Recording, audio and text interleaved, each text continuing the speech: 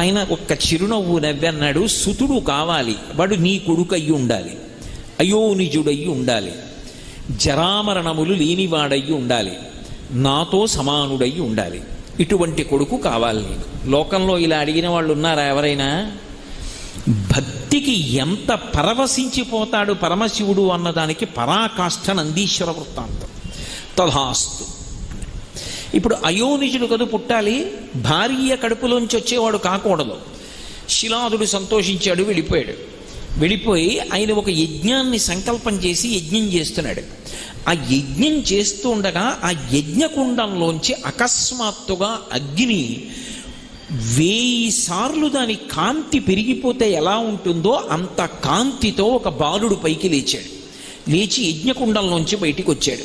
ఓ శివానుగ్రహంతో నాకు ఈ కుమారుడు కలిగాడన్నాడు. వాడికి ఉపనయనం చేశాడు, వేద విద్య అంతా